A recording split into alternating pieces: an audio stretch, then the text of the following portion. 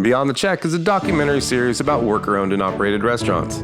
We seek out the local favorites and hidden gems just off the beaten path to tell the stories of the true culinary dreamers that dare to put everything on the line to share their passion for food and service with the community and the world. Hi, I'm Reyshan Parker, writer, filmmaker, and foodie. I also worked in the service industry for over 20 years. From busser and dishwasher, prep cook, server, bartender, and manager, you name it, I've done it. I started Beyond the Check with a camera and a dream. No real crew to speak of. Wife's here to help, and we're going to go pick up my sister, Tira, who's going to be my assistant cameraman for the day, camera woman. And we have the one and only Jamie Simmons hanging out. Gonna play with some cameras, sound. Today we got Matt and Lilia here with us. With the pilot season wrapping just before the pandemic, I got a glimpse inside the lives of the chefs, owners, their cuisine, and the restaurants they run. But in season 2, armed with more crew, and our fantastic director of photography who's going to be hanging out with us all season long, the wonderful Nikki Hill. And by the way, your crew is very wonderful. They're pretty sweet. They're pretty sweet. But also mask and COVID tests. We also learned that life is not always what you expect. But especially for the service industry. With multi-month shutdowns, new restrictions, and limited seating, many restaurants struggle to stay open.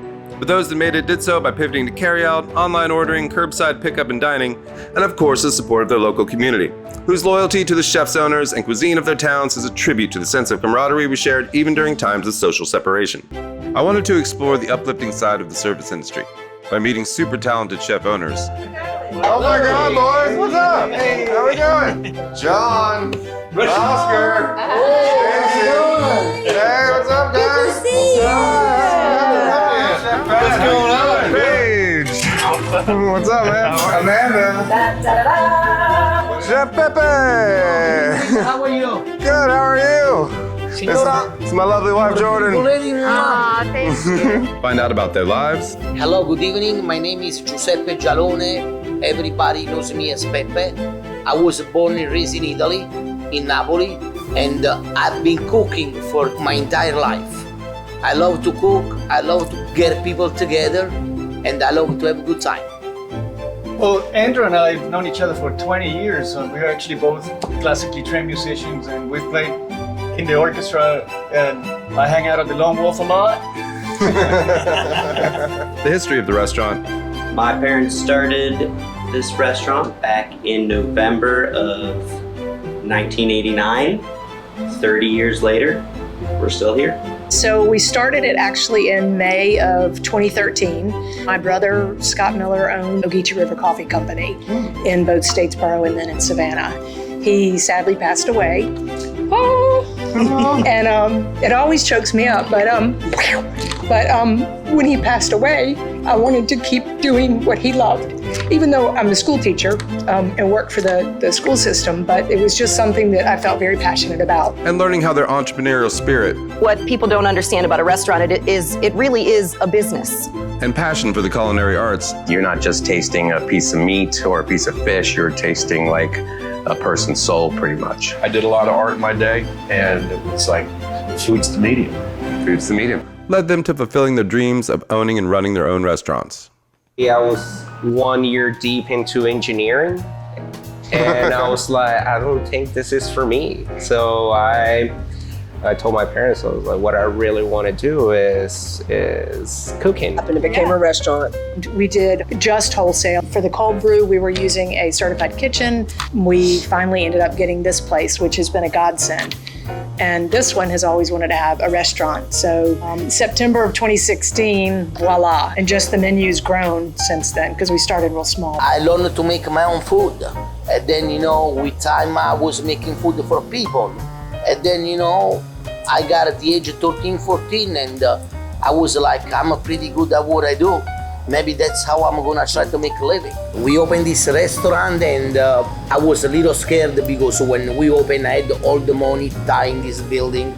Actually, I had only $200 left on my bank account. That was it? That was it. $200. $200. Opening the door. It's not just a job. These guys are my family. No. And we're only as good as what she does, the truth. I mean, It is what it is. Well, y'all are doing a fantastic job. The idea of having food is especially interesting to us because we were always, drinking at the Lone Wolf and saying, oh, this glass of wine would be great. It would go really well with a hot dog, or this cocktail. This cocktail would go really well with an oyster. This was like last night. Yeah, exactly. My wife, she ate a lot of sushi and tried a lot of sauces, and She was the test subject. she was the test subject. Yeah, but we basically taught ourselves, and we had good flavors and combinations and the idea of what to do.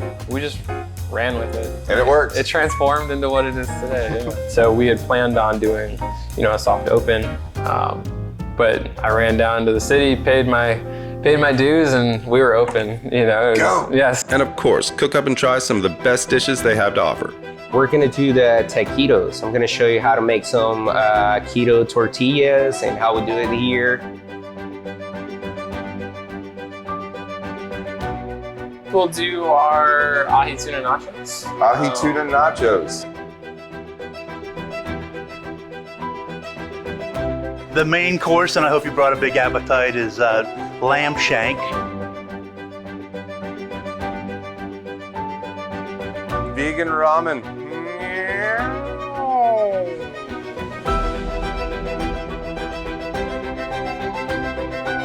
This one, okay, is my version of Italian seppole.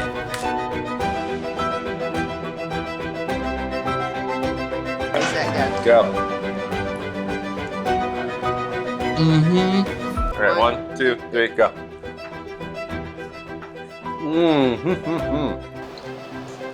Spot on. All right. Jordan loves cheese. She loves steak. You can't have it.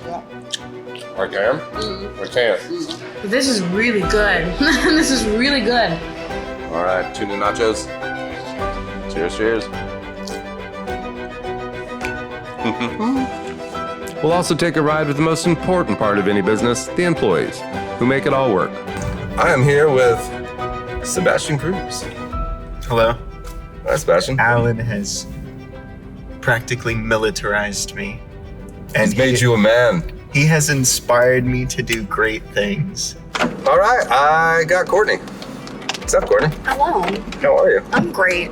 Awesome. I heard you just bought a house. I did. Congratulations. Thank you. You're welcome. I love it.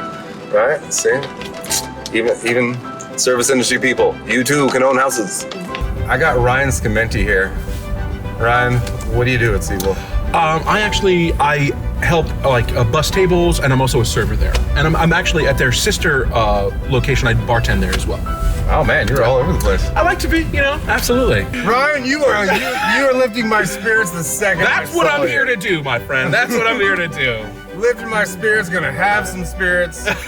But now as season 3 approaches, and we prepare to head to the Lone Star State, I have to wonder how they are dealing with the staffing shortages, long hours, and the struggle to make it through the rest of the 2020s. But don't worry, if need be, Jordan can wait some tables. I'll mix some drinks, but we'll definitely cook up and try some of the best Texas has to offer. I'm sure it'll be big, I'm sure it'll be delicious, and it's definitely gonna be some of the locals' favorites.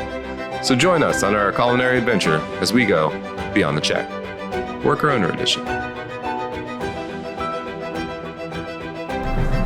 guys. Cheers. Woo!